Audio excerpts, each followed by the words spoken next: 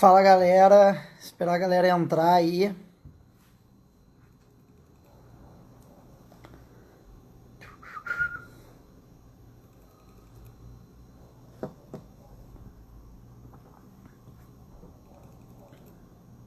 Fala Marquinho, vamos esperar a turma entrar.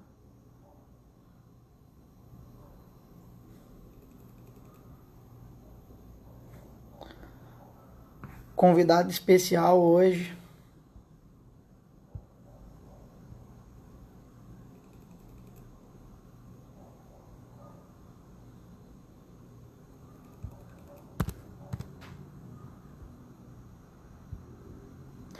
Fala Piranha, meu parceirão, Felipe Paranhos.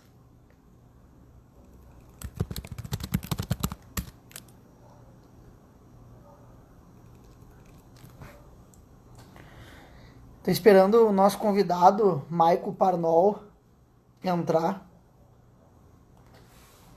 Tá no aeroporto de São Paulo.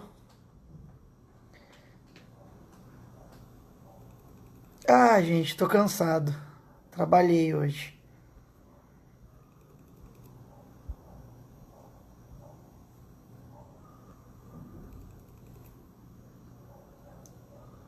Boa noite, pessoal. Maico entrou. Tem que me mandar aí um convite. Bora lá.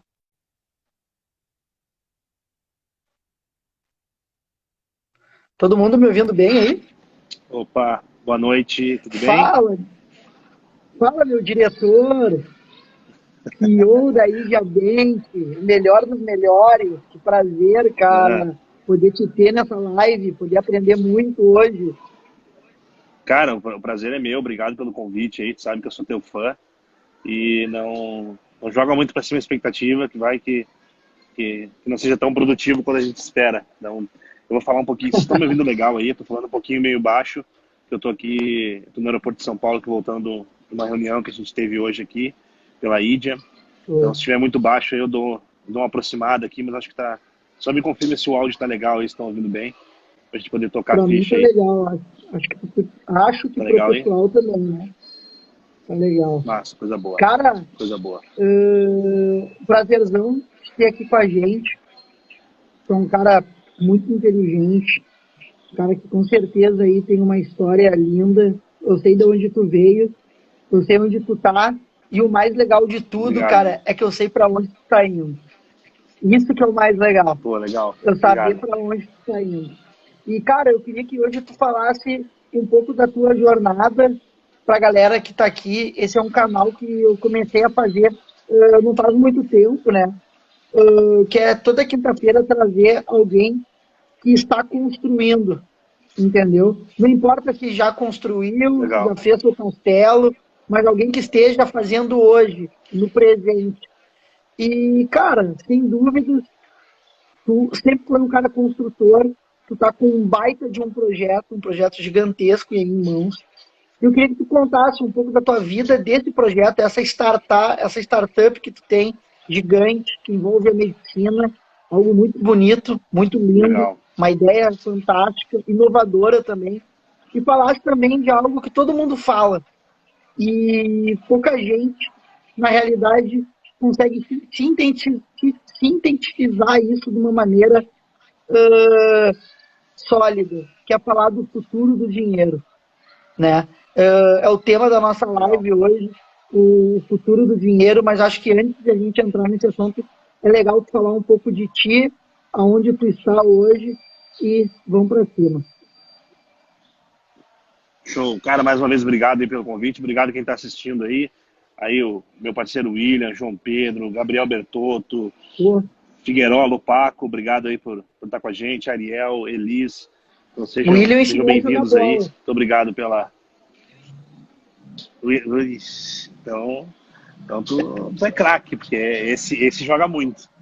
Esse joga muito. Então, cara, contando um pouco da. Não tem como eu falar da Índia sem contar um pouco da minha história. E, particularmente, eu gosto muito de contar ela, gosto de contar com bastante detalhes.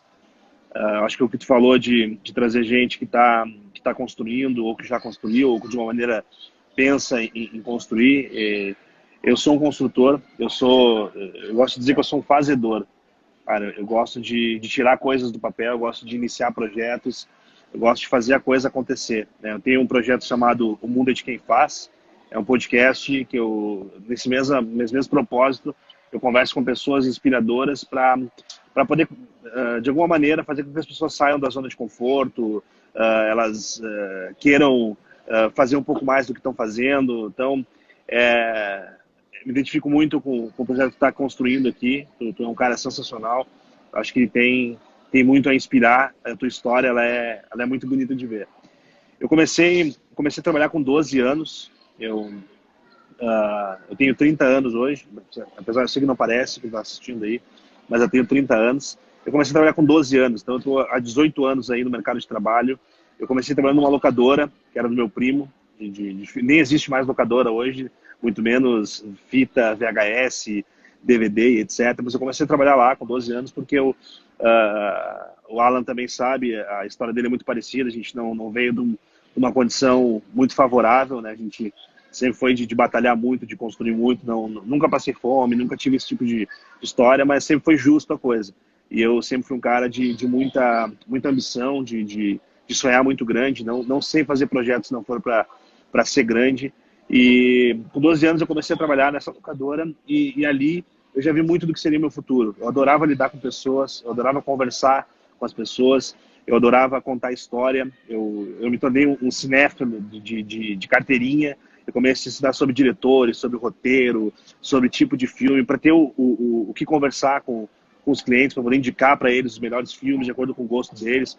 Eu sempre fui muito preocupado com a experiência que o cliente ia ter quando ele viesse conversar comigo. E aí você imagina, eu tinha 12 anos nessa empreitada e eu entrei por uma questão de querer buscar o que é meu, né? O que era eu e minha mãe, meu pai, eu vinha ter contato muito tempo depois dessa época da minha infância. E aí, com 12 anos, eu decidi que eu queria começar a aprender o que era ter responsabilidade, o que era trabalhar. Com 13 anos, eu montei meu primeiro negócio. A gente criou, eu e meu primo, a gente comprou um computador que, na época, ele tinha o primeiro gravador de CD. Não existia muitos computadores com gravador de CD. A gente teve uma ideia de começar a gravar para as pessoas coletâneas de músicas. Hoje, falando isso, hoje parece muito bizarro, né? Mas antigamente, se você queria ouvir duas músicas de artistas diferentes, ou você gravava uma fita cassete no rádio para poder ouvir depois, ou você não tinha o que fazer.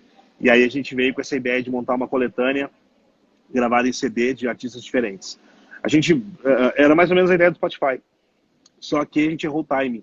Naquela época, a gente dependia da conexão de internet, que era horrível. Às vezes ficava uma noite inteira baixando uma música.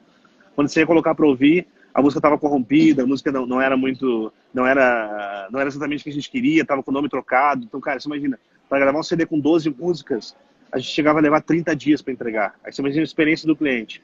A margem era muito apertada, lógico. Então, acabou que rapidamente a gente viu que não era um negócio para o momento, a gente via muito potencial, mas ali eu já fui picado pelo bichinho do empreendedorismo. Ali eu vi que de alguma maneira eu ia estar sempre ligado à construção de negócios, a poder pautar a minha carreira em cima disso. Eu tive um hiato e foi onde eu e o Alan a gente se conheceu. Não sei se ele conta essa história aqui, se ele não conta eu vou contar, mas a gente se conheceu na noite, né? O Alan era promotor de festas, eu era músico, tinha uma banda e lá eu já admirava ele. Ele era o preferido do maior produtor de festas que o Rio Grande do Sul já teve. E ele era um cara muito visado, ele era um cara muito respeitado por conta do empenho que ele tinha. Assim, o Alan sempre foi um cara muito obstinado, muito determinado. Não é à toa que o que ele bota a mão, de alguma maneira dá certo. Então, não interessa o desafio que ele tá, eu sei que ele estando nesse desafio, de alguma maneira ele vai fazer aquilo dar certo. E na noite não era diferente, ele era um dos principais promotores de festa, ele era um dos principais agitadores da noite de Porto Alegre, e eu tive a felicidade de cruzar com eles em alguns momentos. E eu fiquei, nessa época, comecei a fazer estágio, meu pai ele acabou montando uma franquia da Claro na época, trabalhei com ele um tempo, mas fiquei muito mais focado na noite nesse período. Eu gosto de contar isso porque é importante para mostrar a construção do que eu estou fazendo hoje. Então, acabei largando o colégio para me dedicar à música, à banda e etc. E rapidamente, ali nos 18 anos, eu vi que não era muito bem a vida que eu esperava, não era muito bem o que eu queria. E aí fui terminar concluir o segundo grau e fui meter a cara no mercado de trabalho. E meu primeiro emprego de carteira assinada, né, depois dessa decisão de largar a noite e começar a me dedicar mais ao mundo corporativo, eu era atendente de call center. Então, se algum de vocês aí já ligou para reclamar de uma operadora que tem 3 letras, muitas dessas ligações elas caíam para mim lá. Eu era atendente da Contax e da NET. Comecei no call center e aquela mesma coisa, sempre não me conformando. Falei, cara, eu quero mais que isso, eu quero ir para um outro lugar. Eu fiz um processo seletivo, que era uma espécie de concurso para trabalhar no Banco do Brasil, e eu acabei entrando, trabalhei um tempo lá, depois eu vi que não era também o que eu queria, e aí eu pedi para sair, minha mãe ficou louca. Imagina, eu trabalhava no Banco do Brasil, era o sonho de toda mãe que vem da geração da minha mãe, né, que está muito acostumada com estabilidade, etc., era que o filho ou a filha pudesse trilhar uma carreira de concursado, né, para buscar estabilidade, mas eu não, de novo, eu não me conformava com aquilo. E aí eu comecei a estudar, comecei a fazer muito curso, comecei a aprender inglês, comecei a ler. Eu não tinha o hábito da leitura de livros, do consumo de conteúdo fora da sala de aula. Eu achei que só a sala de aula poderia me ensinar algumas coisas. E eu fui assessor de um deputado, pra você ter uma ideia, fui assessor de um deputado federal, o Dr. Mário Limberger, numa época, e dali eu vi que faltava alguma coisa no meu dia a dia que veio a se tornar a minha profissão. E por mais que hoje eu tenha alguns negócios aí no startups e etc., depois eu vou falar um pouco mais sobre isso, mas eu recebi uma proposta de um cara chamado Márcio Poi. Ele era, na época não existia o termo CEO tão disseminado, ele era o dono da empresa. Hoje está um pouco mais comum a gente ouvir CEOs, mas na época ele era o dono da empresa, era uma das primeiras agências de marketing digital que trabalhava com e-mail marketing no Brasil. Ele tinha como cliente Embraer, Petrobras, etc. Eu tinha 19 anos, botei um terno, fui, sentei na frente dele, falei, cara, eu quero muito essa oportunidade, eu quero trabalhar. Ele falou, mas qual é a tua experiência com vendas? Eu falei, cara, eu nunca vendi, mas eu já atendi cliente, eu gosto muito de conversar com o cliente e eu acho que eu vou me dar bem nessa. Só um detalhe, Eu acho disso. só um detalhe. Tu tinha 19 anos.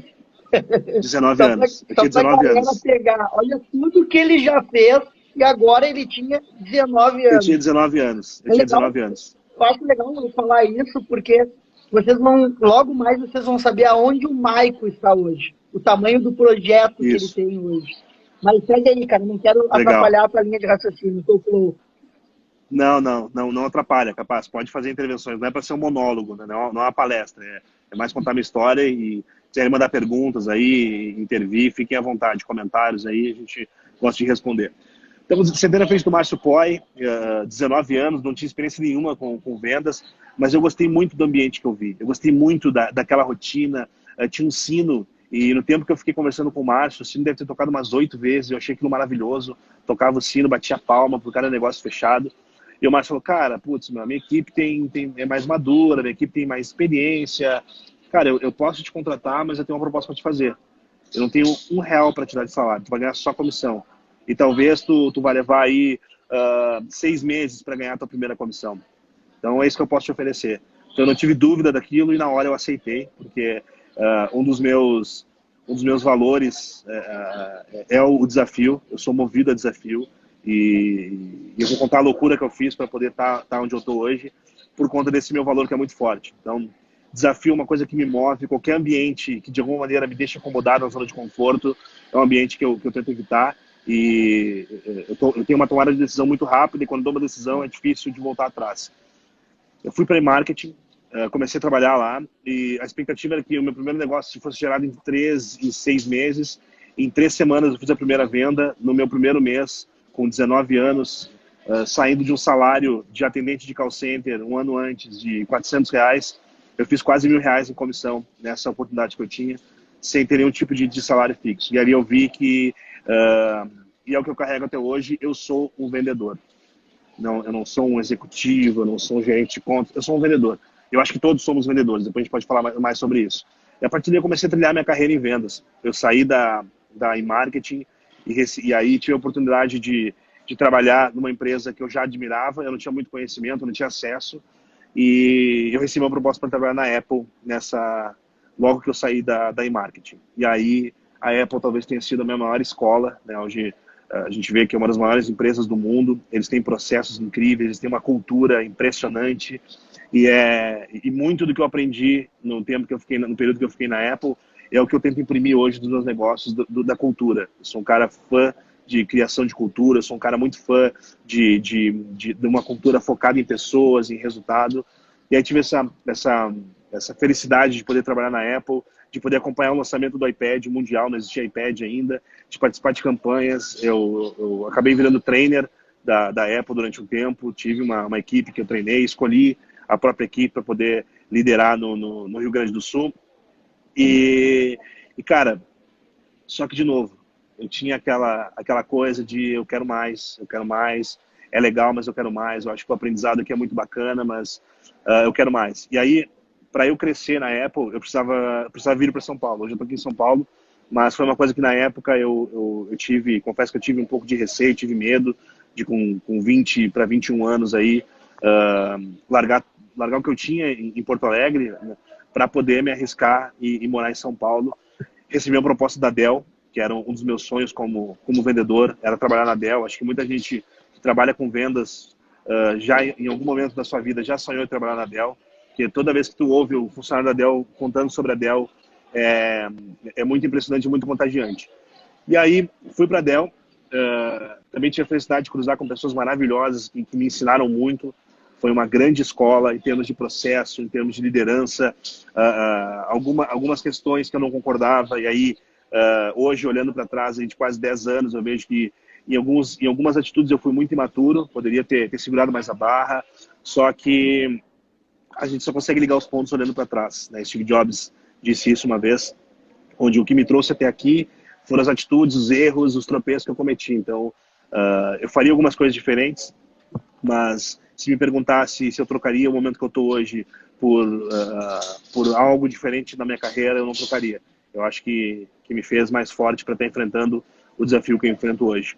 Trabalhei na Dell um tempo, cheguei a ser promovido 2 vezes na Dell, ganhei diversos prêmios como melhor vendedor, como resultados. Como eu falei, eu sou um cara orientado a resultado. Eu tenho algo que às vezes é uma qualidade, mas muitas vezes é enxergado como defeito. Eu sou extremamente competitivo. Eu sou muito, muito, muito competitivo. Eu tenho uma competição interna comigo mesmo, mas eu vou ser hipócrita se eu disser que eu não olho para o lado, que eu quero o primeiro lugar do pódio. Eu acho que não. A gente tem uma cultura no brasileiro de achar que é feio ou que é falta de humildade a gente dizer esse tipo de coisa. E eu acho que se mais pessoas falassem com franqueza sobre isso, a gente teria um ambiente de crescimento, de melhora contínua, de lifelong learning, que a gente chama, muito, muito mais interessante. Então, na Dell, tive esses problemas de postura na Dell. Eu sempre fui um cara muito questionador. Então, a palavra que talvez eu mais tenha dito na minha vida é por quê. Porque eu não aceito porque sim, porque sempre foi assim. Eu acho que o porquê, quando você questiona internamente, ele é fantástico. Quando você questiona externamente, ele serve muito bem para te balizar onde tu está pisando. E aí, eu acabei tomando algumas atitudes, de certa forma, imaturas, e tive meu ciclo encerrado na Dell. E foi a primeira vez que eu fui demitido. E, cara, ser demitido de algo que tu idealizou, que tu sonhou, por mais infeliz que tu tivesse, é um soco no estômago gigantesco tu ser demitido. Foi uma coisa que eu não esperava. Eu tinha um resultado incrível na Dell e eu fui demitido por postura. Então, foi uma coisa que doeu muito, assim, de pensar, cara, putz, isso aqui era meu sonho, eu queria muito estar aqui, eu queria muito crescer aqui dentro, e tive aquele sonho interrompido por conta de atitudes que hoje, com certeza, eu não repetiria. Saí da Dell e comecei a pensar o que eu ia fazer, para onde eu ia, pensei em morar fora, cheguei a praticamente fechar um intercâmbio para a Austrália, faltava só assinar, eu tinha certeza de que eu ia para lá. E, de novo, vem aquele bichinho, que o Alan sabe bem qual que ele é, que é o bichinho do empreendedorismo. Eu comecei a enxergar uma série de oportunidades, né? E aí, quando a gente passa numa multinacional, que a gente acha que os processos são perfeitos, que a cultura é perfeita, a gente viu uma série de oportunidades numa multinacional. A Dell, na época, era uma empresa aí de talvez 3, 4 mil funcionários no mundo todo. E eu vi uma série de oportunidades ali, e aí saí desse período um pouco sabático ali, que eu tive de tentar encontrar o que eu ia fazer, e eu voltei a empreender. Eu montei uma escola de treinamentos, me associei a uma pessoa, e a gente conseguiu alguns clientes, e de repente a gente recebeu uma proposta para montar uma fusão com um grupo de empresas que tinha uma ferramenta de email marketing e uma agência de publicidade e propaganda. E é importante eu contar esse período, porque aí eu descobri uma outra característica minha, descobri um outro lado meu, que hoje é muito forte. Não é um valor, é uma habilidade. Eu tive contato com o mundo do marketing. E aí eu entendi que todo vendedor ele precisava entender um pouco de marketing, porque o marketing é a base de tudo. O base da construção de uma empresa, desde a parte de cultura, se a gente for pegar ali os 4 P's do marketing, praça, preço, produto, e pessoas, etc., a gente vê que tem muito da experiência do usuário, tem muito do resultado da empresa dentro do marketing.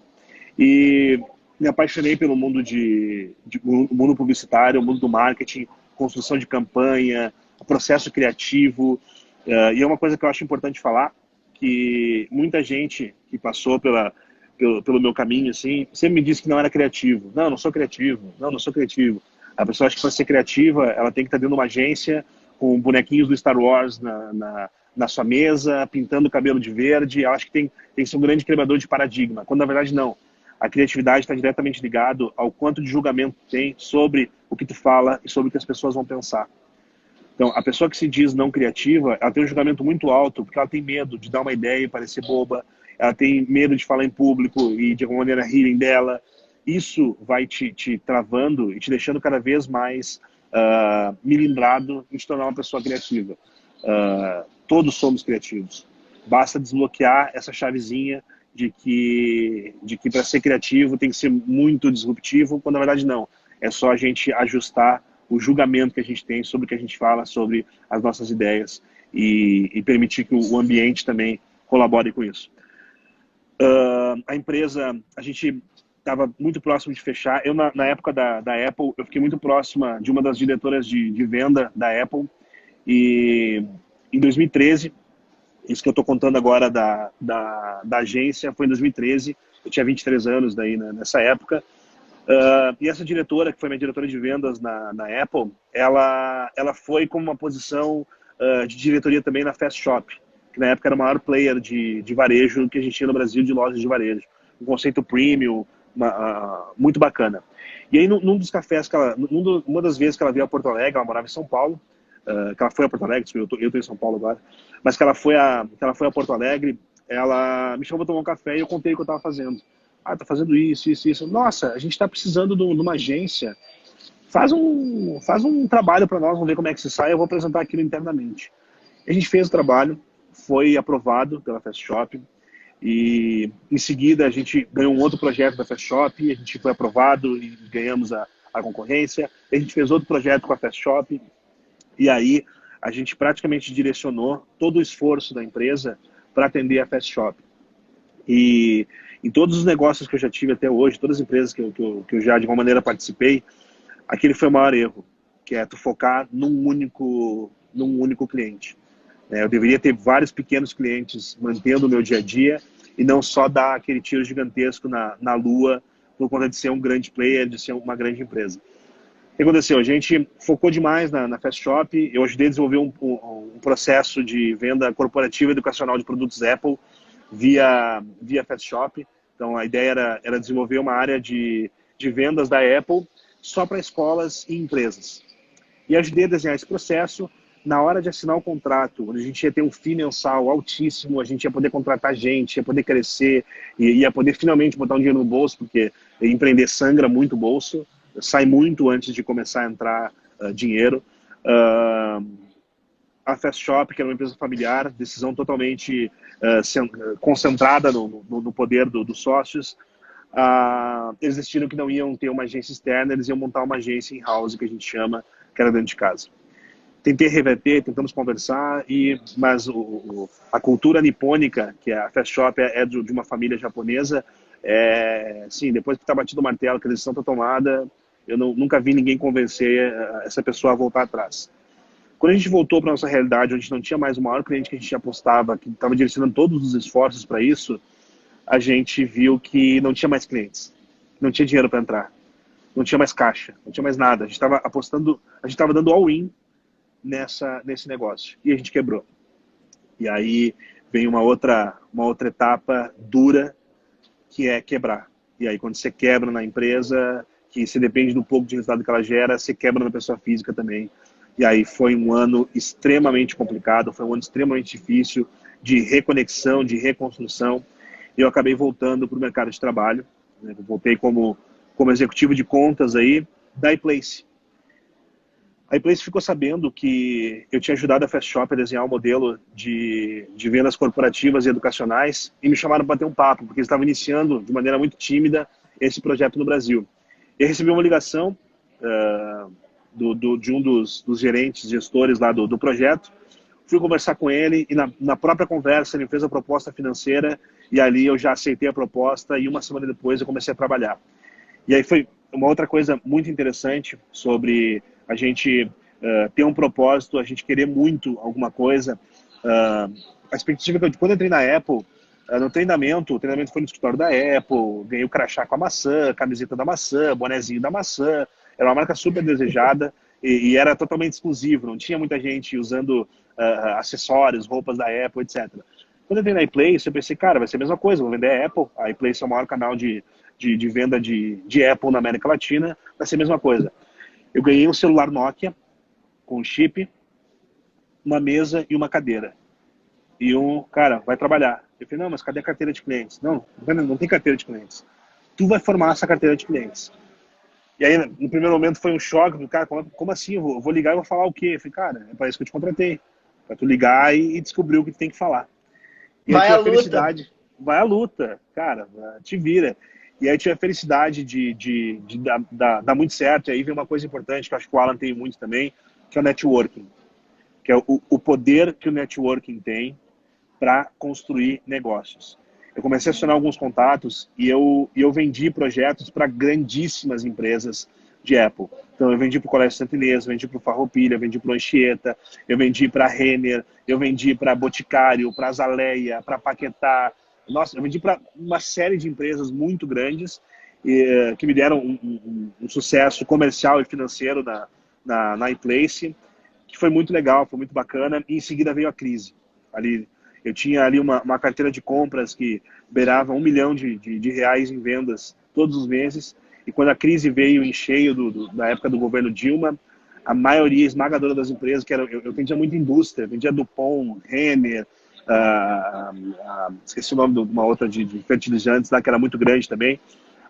Veio a crise e pegou em cheio esses players e na hora cortaram mais do que pela metade as compras, e eu vi o meu salário, que o fixo do vendedor, todo mundo sabe que é muito baixo, que ele é remunerado por resultado, e é isso que move, é o que deveria mover o vendedor. Eu vi o meu salário praticamente minguar, eu vi uma divisão tão bonita que a gente vinha construindo, perdendo muito faturamento, perdendo muita receita, e eu tinha já um colchão financeiro pequeno, mas eu tinha ainda aquela vontade de empreender. Voltei a empreender, pedi demissão da iPlace, saí. E eu tinha muito ainda vontade de... Gente, se quiserem interromper aí, fique à vontade, tá? A ideia não é ser um monólogo aqui. Eu falo pra caramba, ainda Muito, mais contando... eu tô gostando. Eu tô Ainda gostando. mais, Segue, segue. ainda mais contando a minha história, confesso que eu gosto bastante de Quando é que tu contar chega na ela. agência? Na agência. Então, e aí que eu chego na agência. Eu fui fazer Tá. eu preciso contar uma outra coisa. Eu fiz stand-up comedy. Eu tinha Não tem dificuldade de falar em como. público.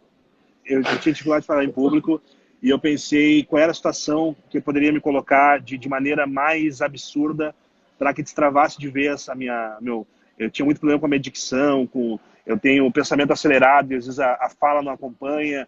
E aí eu fui fazer stand-up comedy. Comecei a fazer stand-up comedy com um texto próprio E, cara, aquela sensação de estar no palco, tu ter que escrever um texto na tua cabeça e arrancar o riso das pessoas é horrível. É horrível. Uma palestra é muito mais fácil de dar uma palestra para 2.000 pessoas do que tu fazer. Cara, tá sem voz. O áudio foi? Deu, Peraí deu, que eu agora vou. foi. Acabou a bateria do meu fone. Deixa eu trocar aqui. Tá me ouvindo? Show. Tamo. Então, me coloquei nessa situação de fazer stand-up comedy, comecei a fazer e, cara, era muito difícil. Na minha primeira apresentação, eu fui muito bem. Na segunda, no primeiro minuto, onde eu botei 3, 4 piadas, ninguém riu, eu larguei o microfone e saí correndo, de vergonha que eu tava. E aí voltei, continuei fazendo, etc. E eu falei, cara, gostei disso, acho que eu vou estudar teatro. Eu vou começar a fazer esse tipo de conhecimento, que eu acho que é importante para mim, que quero de alguma maneira um dia ser um grande orador, um grande palestrante. Eu vi que era importante fazer teatro e ter mais contato, mais domínio do meu corpo, da minha fala, do palco, etc. Eu fui fazer um curso de improviso com um dos maiores improvisadores aqui do Rio Grande do Sul, que é o Eduardo Mendonça. E no curso, meu, foi fantástico. Cara, foi um curso de desinibição, com várias técnicas de improviso, né? Estilo aqueles barbichas, desnecessários, etc. E, cara, me dei super bem com o Edu. E ele me falou, cara, tem uma produtora aí, bem tímida de vídeos.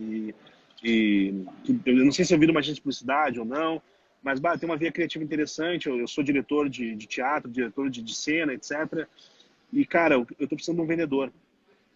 E eu, na época, tava louco para entrar num projeto novo. A gente acabou criando o Coletivo 300. A gente montou a agência e aí, de novo, meu caminho cruza com o do Alan. Fui visitar ele e vendi um vídeo para ele, que era um branded content, que a gente chamava. Não era um vídeo publicitário, era uma sketch de humor que se passava dentro do Tokyo Sushi, que ele é sócio, e tinha uma pegada meio cômica, com atores. Depois você joga no YouTube, lá tá lá, Tokyo Sushi Lounge, vocês vão ver o vídeo que a gente criou. E, cara, começou super bem a empresa, começamos a vender alguns vídeos, etc. E aí, de novo, né, como é importante a gente falar dos erros, né? A gente tinha 6 sócios. Só que dos 6 sócios, a gente tinha 2 sócios executivos. A gente tinha 4 sócios que atuavam em part-time, e a gente tinha 2 sócios que estavam respirando o negócio, sofrendo e sentindo a dor no couro do que é construir um negócio. Nesse meio tempo eu tive a felicidade, deixa eu até ver se ele está aqui ainda. Eu vi que ele entrou, não está aqui mais. Eu tive a felicidade de conhecer o Felipe Pedroso, que é o CEO da Companhia do Sono, que é uma loja de colchões premium aí. Tem mais de 180 franquias, é considerado o melhor colchão do Brasil pela revista Veja. Então é fantástico. Comecei a atender o Felipe como agência e, em seguida, o Felipe, que é um tubarão, é um foguete desenfreado, ele fez a proposta de vender minha parte da agência para os meus sócios e montar uma agência dentro da Companhia do Sono. E foi o que eu fiz. Montei uma agência dentro da Companhia do Sono. E aí trabalhei durante muito tempo ali, fiz alguns cursos, foi um aprendizado incrível. Eu pude ter contato com a criação de um produto, ajudei na criação de um produto. Hoje tem um colchão chamado Level Up, que eu ajudei a escolher o nome, escolher o tipo de tecido. Comecei a entender sobre construção de produto, construção de marca. A Companhia do Sono tem um conceito de marca incrível. Isso é uma marca muito, muito, muito massa. E, cara, foi muito bacana o período que eu fiquei ali. Nesse meio tempo, recebo uma ex-gerente minha da época da Dell, me faz um convite, dizendo o seguinte: Michael, a gente está precisando de um cara com teu perfil comercial para atender a maior carteira de clientes da GE aqui em São Paulo, e eu queria te convidar para ser executivo de venda de serviços para equipamentos de ressonância, tomografia, ultrassom, etc. No início eu, não, tô bem aqui, tô feliz com o que eu tô fazendo, nesse momento eu não tenho interesse. Ela me falou, cara, faz o processo, pega a carta oferta, vê se realmente tu não vai querer, mas faz o processo. E eu fiz o processo. Foram 6 etapas, foram quase 3 meses de processo e uma série de entrevista em inglês, uma pegadinha, prova, etc. E recebi a carta oferta, recebi o convite E eu sempre tive o sonho de morar em São Paulo. Eu amo essa cidade, eu gosto muito de São Paulo. Já tinha vindo algumas outras vezes pelas empresas. E topei o desafio de entrar na GE, virei executivo de contas da GE. Agora eu vou encurtar a história para a gente não estourar o tempo para eu falar do tema da live. Porque eu falo pra caramba, mas é muito importante eu contar a história toda para que a galera entenda o que me trouxe até aqui. Temos 25 minutos. Mais ou menos Não, isso, 20 tá minutos. tranquilo, tá tranquilo. Em 7 minutos eu mato, aí pode cronometrar. Então, eu fui para a GE como executivo, comecei a atender algumas das principais contas da GE no interior de São Paulo, no interior do Mato Grosso do Sul. Atendi o Hospital de Câncer de Barretos, que para quem não conhece, recomendo que jogue no Google e veja o trabalho incrível que o Henrique Prata faz à frente do Hospital de Câncer de Barretos. Todos os sertanejos são muito engajados nessa causa. A Festa do Peão de Barretos é um dos maiores eventos do Brasil e é para arrecadar fundos para o Hospital de Câncer de Barretos. Comecei a ter uma série de players em Ribeirão Preto, São José do Rio Preto, Votuporanga. Em Votuporanga eu conheci um médico chamado Dr. Alexandre Parma, que era um dos principais clientes da GE. Era um cara muito respeitado, foi pesquisador da GE, trabalhou no Einstein muitos anos e estava liderando uma das principais Santa Casas do Brasil em termos de resultado financeiro, que é a Santa Casa de Votuporanga. Conheci ele e vendi uma ressonância para ele. Só que o nosso papo era muito mais falando sobre empreender, sobre startups, sobre futuro, do que sobre o dia a dia médico, sobre a ressonância, etc. Até que ele faz uma postagem, que ele tinha ido conhecer o Vale do Silício, ficou 15 dias lá, voltou com um insight e me ligou. Cara, minha profissão tem 10 anos no máximo de existência. A profissão do médico radiologista, ela vai acabar. Porque um robô que leu 1 milhão de laudos de ressonância, ele vai ser muito mais eficaz do que eu, que ao longo da minha vida devo ter lido, sei lá, 10, 15 mil laudos. Então a profissão não tem muito futuro. E, pô, eu sou um cara que eu tenho 43 anos, daqui 10 anos eu tenho 53, estou no auge. Eu não posso me dar o luxo de parar de trabalhar por ter perdido a minha profissão. Começamos a falar até que ele me fez um convite para jantar na casa dele. A gente tem uma relação muito próxima. Sempre gostei de atender meu cliente assim, de maneira muito, muito próxima, um relacionamento bastante conectado. Ele me conta a ideia que ele tinha. Falei, cara, estive no Vale do Silício, dei uma pesquisada, não existe nada parecido. A gente tinha que ajudar as pessoas, de alguma maneira, juntarem recurso financeiro e passarem a investir em saúde. E não terem custo com a saúde. Mas que a saúde vire um investimento para as pessoas. E aí começou a me dar insights, livro, e falando de fintech, desse mundo de startup. Eu conhecia muito pouco desse mundo, flertava ali com a Starts, etc., li algumas coisas sobre, mas não era um grande aficionado no tema. Então, eu saí da casa dele com aquela coisa na cabeça, aquela pulga, pensando assim, cara, isso tem tudo para dar certo. Cara, isso eu acho que é fantástico. Mas mais do que a ideia, o Dr. Alexandre Parma é um dos médicos mais respeitados do Brasil, talvez da América Latina, quando se fala de radiologia. De alguma maneira, eu queria ficar próximo dele. Não era só pela ideia. A ideia era muito embrionária. Mas mais do que a batalha que tu vai escolher, é quem está do teu lado para lutar essa batalha. E eu via, cara, Eu queria ficar com alguém acima da régua, né? Acima da média. Exatamente. Régua lá em cima. Exatamente. Eu queria aprender com um cara que eu tinha visto que era um gênio. O Dr. Parma é um gênio. E aí, É cara, bom, né? E é bom conviver com gênios, né? É bom ser o mais burro da mesa. Não, isso é fato. Eu tenho tatuado aqui, não vai dar para ver, mas eu tatuei aqui uma frase do Steve Jobs que diz: Stay hungry, stay foolish. O que significa isso? Mantenha-se faminto, mantenha-se tolo. No final das contas, é não se conforme. Continue sempre com fome de aprendizado. Isso é um grande lema da minha vida, que é o lifelong learning, é a melhoria contínua. Né? Então, saí da casa do Dr. Parma alucinado com aquilo, e aí voltei na casa dele uma semana depois e falei, doutor, eu quero estar contigo nesse projeto. Ele falou, cara, não tem como.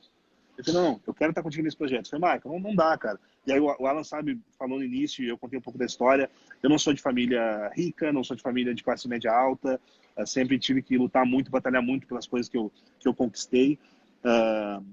Quebrei várias vezes, tive que pagar dívida, então teve uma série de coisas nesse meio tempo. E ele disse assim, cara, não tem salário. Não tem salário. Você vai largar o salário que você tem como executivo da GE para entrar de cabeça num projeto que você nem sabe se vai dar certo. E eu olhei para a minha vida, eu olhei para o momento que eu estava, eu tinha 28 anos, uma vida toda pela frente, não tenho filhos ainda e não tinha filhos na época. Eu pensei, cara, o momento de arriscar é agora. Quanto mais o tempo passa, mais medo eu vou ter de me jogar nesse tipo de situação. Então, eu nunca... E aí tem uma coisa boa, Alan, e aí o Alan se identifica comigo muito nisso, que é quando tu vem de baixo, né, e eu não venho da pobreza, tá? Isso é muito importante. Não tô aqui fazendo discurso para fazer de coitado. Mas quando a gente vem de baixo, a gente não tem medo do que pode acontecer. Porque a gente sabe que com o conhecimento que a gente tem, o aprendizado que a gente constrói de novo. E a gente sabe Então, jogar lá embaixo.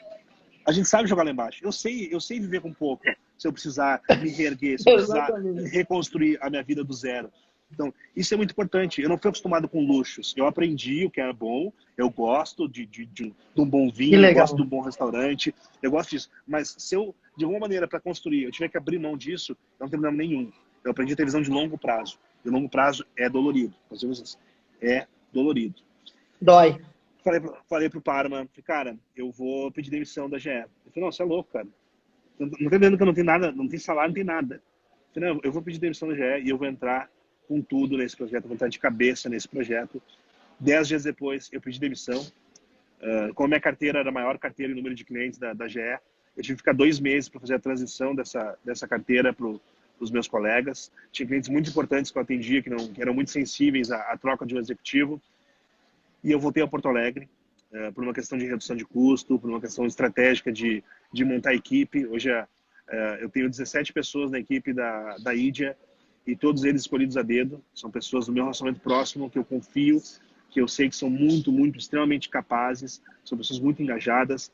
E voltei a Porto Alegre para começar a construir o que sempre foi meu sonho, que é construir um negócio com uma cultura muito forte, gerando muito resultado e, principalmente, fazendo a diferença na vida das pessoas. E aí vem a Idia Bank. É um O que, banco que é a Idia digital. Bank? Fala Eu pra vou gente o falar que, agora. que é a Idia Bank. Vem a Idia Bank. Primeiro, a Idia é a deusa grega da saúde. Então, a Idia Bank é um banco digital com foco em saúde, onde todo o dinheiro que o cliente acumula na Idia, ele só pode ser usado em cuidados com a saúde. Então, por exemplo, você nunca vai conseguir pagar um McDonald's com a carteira da Idia, mas você pode tranquilamente pagar médicos, laboratórios, exames, academias, restaurantes saudáveis. Em Porto Alegre a gente tem cadastrado a Urban Pharmacy e o Grão. Então, é Comi uma, é grão uma... ontem. É mesmo? Pô, massa. É, Acho que acho que foi ontem. Acho que o Rafael tá aí. O Rafael acabou de ser pai lá, casado com a Ana, que é a chefe de cozinha lá do Grão. Então, cara, são meus irmãos, meus amigos de longa data aí. O Rafael é Muito bom. o cara que tentou dar um jeito no meu cabelo, mas vocês podem ver que, por melhor que ele seja, o meu cabelo é muito rebelde, não deixou ele desempenhar o trabalho dele da melhor maneira. Então, construir a Idia, que é um banco digital, a gente é como se fosse Nubank, Neon, etc. Só que todo o nosso foco está em saúde. Por que em saúde? Aproveitando a experiência que meu sócio tem de mais de 20 anos nesse mercado, aproveitando o relacionamento que eu construí com os médicos e, principalmente, eu entendi as dores e a realidade do médico. Eu entendi o que faz aquele cara ser movido por um propósito absurdo, ser um grande gerador de receita e, ao mesmo tempo, de certa maneira, ser um pouco maltratado pelas instituições financeiras que cuidam, que gerem de maneira muito errada o dinheiro desses médicos.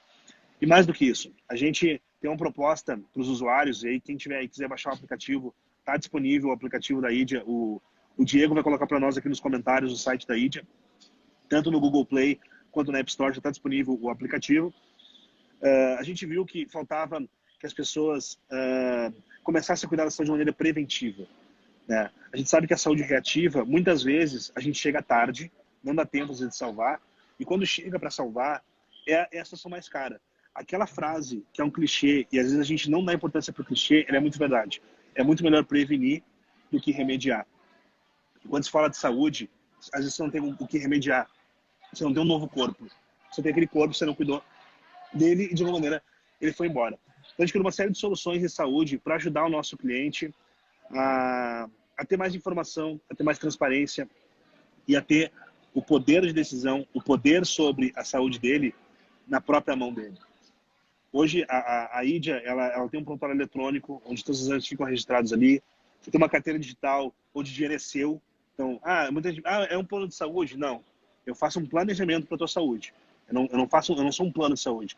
Eu entrego o que o plano deveria entregar, que é informação, conhecimento e planejamento. Isso eu entrego para o meu usuário na Idia. Então, a gente criou uma série de questionários que o usuário vai respondendo e cada uma das perguntas ela tem um peso e esse peso ajuda a montar um score de saúde. Então, você consegue ver aqui, deixa eu ver como é que está a qualidade do meu sono. A pessoa responde uma série de perguntas e no final vem uma barrinha indicando o score dela. A partir daquilo, ela começa a poder tomar algumas atitudes para melhorar a qualidade do sono e, consequentemente, melhorar a qualidade de vida dela a partir dessa solução que a gente criou. Estou quase entrando no ponto da nossa discussão de hoje, tá? Sobre o futuro do dinheiro. E eu preciso falar disso porque a gente é um banco e o futuro do banco, antes de falar do futuro do dinheiro, o futuro do banco é acabar o banco. O banco tradicional que a gente está acostumado, ele não vai mais existir. A gente vê o Nubank, ele hackeou o modelo bancário. Você imagina, o Nubank hoje tem mais de 20 milhões de usuários.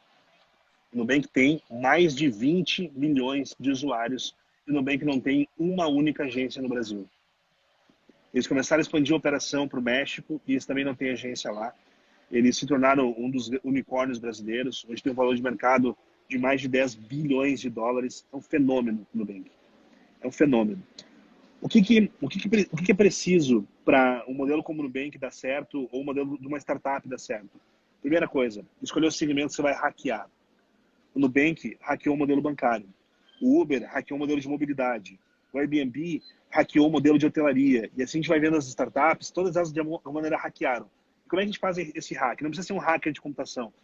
Você precisa fazer duas coisas muito simples. A primeira, customer centric. Você pega o seu cliente, coloca no centro do processo. Você não coloca o seu lucro, você não coloca o seu desejo pessoal como sócio, você não coloca nada disso. Isso vem depois. Você coloca o cliente no centro do processo. Quando você coloca o cliente no centro do processo, você faz uma pergunta.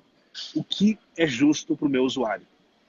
O Nubank pegou o usuário de banco, colocou no centro e perguntou, deixa eu ver, usuário, é justo pagar taxa de manutenção de conta? Não é justo, então corta. É justo pagar tarifa, não sei do que, não sei do que, não sei do que? Não é justo, então corta. É justo pagar anuidade de cartão de crédito? Não é justo, então corta. O que o Nubank fez? O Nubank deixou a relação do brasileiro com o banco justa. O que o Uber fez? O Uber deixou a relação da mobilidade, do transporte de motorista particular justo. Onde o Uber às vezes chega a custar 30% do valor de uma corrida de táxi. Então, esse é o processo. Né? O Airbnb ele deixou justo a hospedagem quando você vai viajar para um outro lugar do mundo. Você quer falar alguma coisa? Eu? Não, eu achei que ia falar, mas não. Não. É que eu tô concordando muito com o que tá falando. Legal. Então, assim, qual é o futuro do dinheiro? Se a gente olhar para os players que cuidavam, o Itaú, o Santander, os planos de saúde, os taxistas, toda essa cadeia, a gente nunca deu poder para o usuário decidir sobre o dinheiro dele. O usuário não tinha poder. Ele era refém de uma cadeia. O que eu imagino que é o futuro do dinheiro? E respondendo a tua pergunta, qual é o futuro do dinheiro? Eu enxergo que o banco vai acabar. O que vai sobrar? A bancarização. Eu tenho certeza que todo mundo que está aqui na live, com certeza deve ter o aplicativo do Uber. Se não tem do Uber, deve ter do iFood. Se não tem do iFood, tem do Rappi. Ou, de repente, tem os 3 aplicativos. Rappi, Uber e iFood. Entrem em cada um desses aplicativos depois que acabar a live. Não vai sair da live agora para estar no aplicativo. Então, espera aí. Deixa eu terminar de falar. Todos esses players, eles criaram uma carteira digital própria. Por que isso? Por que o Uber criou uma carteira digital se ele é um aplicativo de mobilidade? Por que o Rappi criou uma carteira digital se ele é um aplicativo de entrega? O iFood é um aplicativo de entrega de comida. Por que ele criou uma carteira digital? E aí vem uma pergunta que me fazem na Idia. Michael, por que eu vou botar meu dinheiro na Idia se eu posso deixar no meu Nubank rendendo lá a poupança e usar quando eu quiser ir no médico? Quando você no Uber, por exemplo, se você paga a corrida direto do seu cartão para a plataforma, você paga um preço. Se você coloca dinheiro na carteira digital do Uber e paga com saldo daquela carteira, você tem desconto. O Rappi, o iFood é a mesma coisa. Na Idia não é diferente. Então o que vai acontecer? Imagina o seguinte, Alan. Você vai receber ali seus 10 mil reais. E aí, o interessante, cada um de nós que estamos aqui na live, um dia vai ter sua própria carteira digital, sem ser vinculado a um banco. A gente vai ter a própria carteira, a gente vai ter a bancarização na nossa mão, o poder do nosso dinheiro. Então você vai receber, por exemplo, lá 5 mil reais no mês. E você vai dizer, cara, esse mês eu quero gastar no máximo 500 reais com Uber. Em vez de você cadastrar o cartão de crédito no Uber e ficar fazendo corridinha de 5, 7, 9 reais, que no final do mês acaba dando 1.000, 1.200 reais, porque tu não entende, cara, eu só peguei corrida de 5 reais, como eu gastei 1.200? Porque tu perde o controle do dinheiro. que você vai fazer? Você vai pegar, recebi 5 mil, você vai pegar 10%, que são R$ 500, e você vai colocar na carteira digital do Uber. Por quê? Porque você vai ter desconto, você está salvando o seu dinheiro. E mais do que isso, você vai ter controle. Quando acabar o saldo da carteira do Uber, você vai começar a andar de metrô, você vai começar a andar de ônibus, você vai começar a andar a pé, porque você determinou que aquele mês você só ia gastar R$ 500.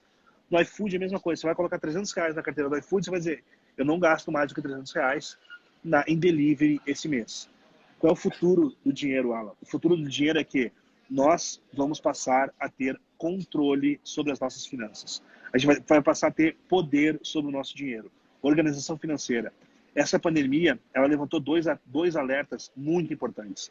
O primeiro, se você não cuida da sua saúde e vem uma doença como essa, você vira grupo de risco. A gente está vendo, o Brasil está quase batendo 100 mil mortes de uma doença horrível que está acometendo o mundo todo. Segundo, se você perdeu o seu emprego e você não tinha uma reserva de emergência que fosse, cara, você está desesperado. Você está desesperado. Por quê? Porque você não tem a cultura de formar uma reserva de emergência. Eu tenho alguns amigos que, e aí não sei se a Rachel tá aqui ainda, mas a Rachel foi uma pessoa que veio conversar comigo sobre, Michael, eu vejo você falando de investimento, etc e tal, e eu queria muito começar nesse mundo de investimento, começar a investir em ações, fundo imobiliário, etc. Pô, legal, Rachel, me diz uma coisa, você tem dinheiro que você não precisa mexer nele a longo prazo? Ela falou, não, dinheiro, eu posso precisar do dinheiro. Eu falei, beleza, então acho que a primeira ponto, você tem uma reserva de emergência? Não tem. Então, acho que o primeiro ponto é esse, construir uma reserva de emergência. Primeira coisa, quanto é que é o meu custo, por quanto tempo o dinheiro que eu tenho guardado me financia, caso eu tenha alguma situação. Beleza. Outro ponto, você tem um seguro? Tem um seguro contra invalidez? Tem um seguro, caso você fique paraplégico, não possa trabalhar? Você tem um seguro que te cobre isso? E é muito barato um seguro desses. Não tenho seguro. Então, assim, back to basics, volta umas casas, antes de se apostar no mundo de ações, etc e tal, cara, primeiro, educação financeira, gestão financeira. Primeiro, forma a tua reserva de emergência, contrata um bom seguro para caso tu venha perder o emprego, alguma coisa nesse sentido, tu tenha uma nova reserva para aquilo acontecer, e depois a gente começa a falar sobre o mercado de investimento. E, Michael, isso é uma coisa que não é de um perfil conservador, é um perfil de uma pessoa planejada, né? Isso. E é muito legal isso que eu estou falando do senso de informação. A digitalização, ela está fazendo que a informação chegue mais rápido para as pessoas. Hoje, tenho certeza que tu passou muito conteúdo que muita gente talvez não sabia ou nunca se deu conta que poderia colocar o dinheiro dentro de um Uber, dentro do Rap, Bacana. E poder ganhar um desconto. Tá entendendo? Isso é informação junto com a digitalização e que faz uma casa de educação financeira a longo prazo, né? Isso é muito legal, a galera aplicar a educação financeira inconsciente. Porque esse é um trabalho inconsciente. Eu coloco 10% do meu faturamento no Uber, que eu não vou gastar, eu vou colocar R$ 400 no Rap, eu vou, enfim, separar um dinheiro que vai ser para viagem, e ele começa a ter uma educação financeira via hábito, que ele nunca teve, mas ele sempre aprendia na dor, porém a digitalização e a informação conseguiu anexar isso no cérebro da pessoa, né? Cara, acho muito legal, acho que tu trouxe, cara, um conteúdo bem diferente até que eu tava esperando ouvir. Pensei que tu ia falar um outro segmento de futuro de dinheiro, tu me surpreendeu na realidade. Eu aprendi pra caramba. É muito difícil ficar calado, quem me conhece sabe, eu falo demais. E, cara, é muito bom quando a gente vê uma pessoa mais inteligente falando, um gênio, que tu é gênio, sabe? Eu te conheço há muito tempo. Não é à toa que tu tá onde tá. Inclusive, fui no teu escritório esses dias para bater um papo, para aprender, né? Porque, sem dúvidas, cara, tu tá só prosperando, tu tá acima da média. Eu fico muito feliz em ver pessoas próximas de mim vencendo. E vencendo do jeito mais gostoso, que é com suor, com trabalho, sendo honesto, transparente. São coisas que eu brigo muito na minha empresa, são coisas que eu vibro muito também, que é a competitividade, que é o que tu tem, que é querer ser um dia melhor, que é produzir, que é estar buscando evoluir sempre. Eu sou um cara muito competitivo também, sou um cara muito ambicioso, sonho muito, sou sonhador que nem tu. Acredito que tenho muito que construir ainda, mas mais do que construir, eu tenho muito que aprender. Porque a Cara, gente isso só materializa depois que a gente mentaliza, e mentaliza bem, bem mentalizado, né, cara? Alan, isso é fantástico. Acho que esse valor que eu tenho de melhoria contínua é o que me faz nunca parar, nunca me acomodar. É um ritmo muito, muito alucinante, né? Um ritmo Poucas muito, muito pessoas complexo. entendem esse Poucas ritmo. pessoas entendem. Só que tem dois pontos muito importantes. Um deles é uma palavra que, infelizmente, ficou banalizada, mas que faz muito sentido, que é o propósito. Cara, o propósito pelo qual tu faz as coisas, né? O ter pelo que lutar, o que te faz acordar de manhã. E aí, se não me engano, foi o Alfredo Soares que falou isso num dos podcasts que eu ouvi, ele dizendo assim, cara, se você acorda de manhã, te veste, sabe aquela hora que você senta na cama para colocar o sapato, colocar o tênis e amarrar ele, se você leva mais de 10 minutos para amarrar o tênis ou amarrar o sapato, tem alguma coisa muito errada na tua vida. Você está infeliz. Se você não está motivado quando acorda, motivado para sair para a rua, para conquistar o mundo, para conquistar o teu objetivo, tem alguma coisa errada, tá na hora de repensar. Então, eu achei Sem fantástico, dúvida. porque eu já me vi várias vezes, cara. Eu tendo que sair para um cliente, às vezes, tendo que fazer alguma coisa, e eu sentado na cama, com o sapato desamarrado ainda, pensando em como que eu queria que a minha vida fosse diferente. E aí, esse insight, ele é muito bacana. E tem uma outra palavra que eu tive a felicidade de conversar com uma pessoa muito bacana há 2 semanas, que é um head de impacto social da Ambev, e ele me disse que a Ambev